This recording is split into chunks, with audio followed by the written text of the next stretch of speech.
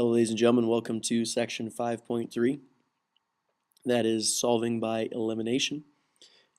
This will be another way that we can solve systems of equations, and it's one of the better ways that people like to do it. As you talk about things as far as what we need to know, you'll see here we have steps again to that you'll need to make sure you have understand. If you notice, only two things really change. Steps 1 and 2 are the only things that are really different. Everything else kind of remains the same once we get past the original starting phrase.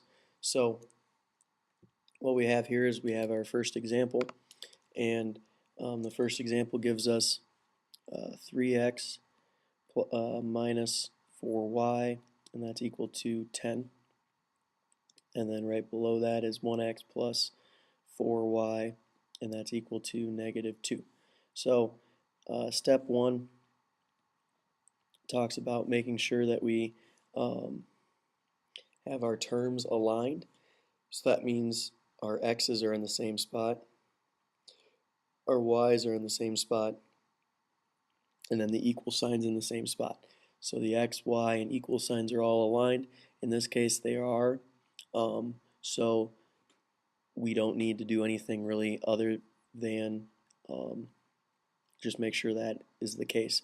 The second example will show you what happens if they're not and how we can fix that. Now step 2 says to eliminate one variable, and that we may need to multiply. When we eliminate a variable, we are going to add our two equations together. So that means, and this is why we have them aligned, we add the 3x and the 1x together to give us a 4x.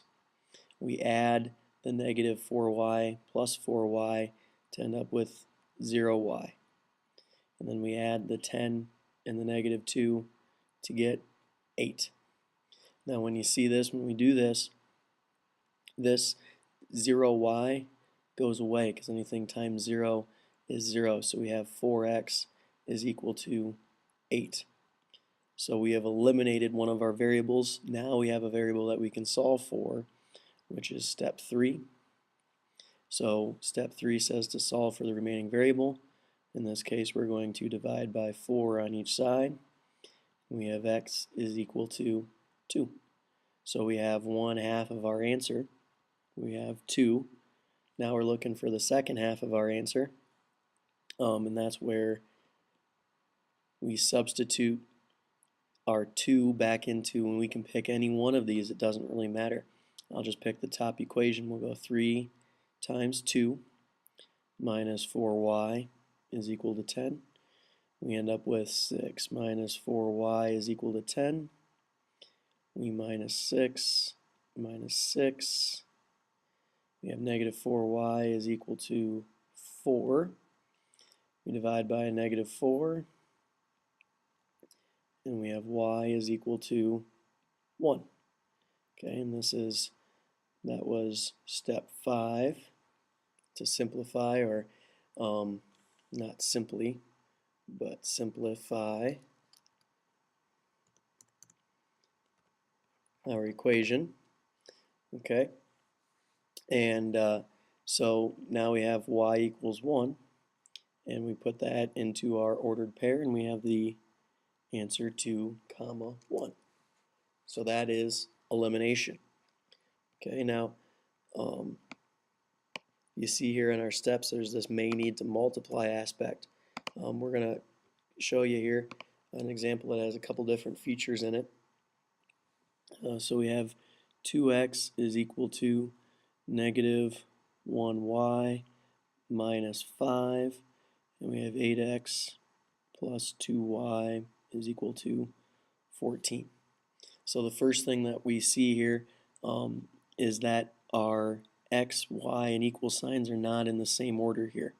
It goes x, y, equal sign in the bottom equation, but it goes x equals negative y in the other equation.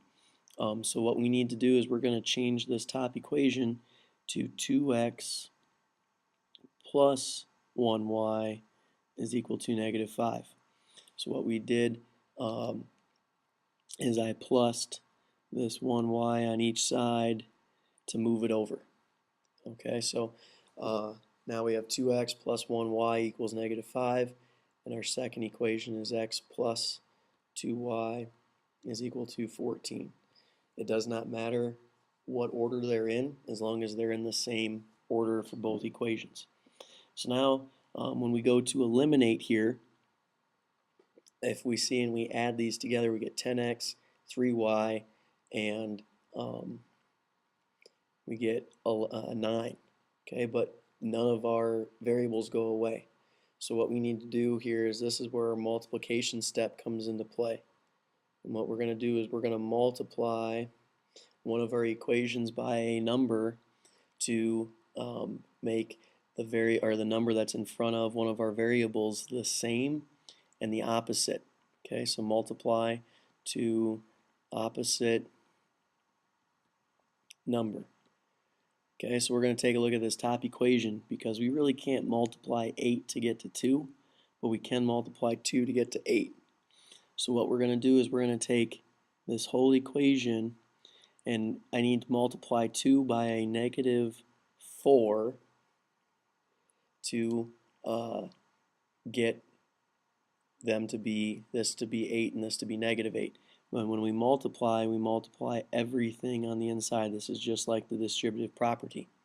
Okay, so when we do this, I'm going to get rid of this here, right here.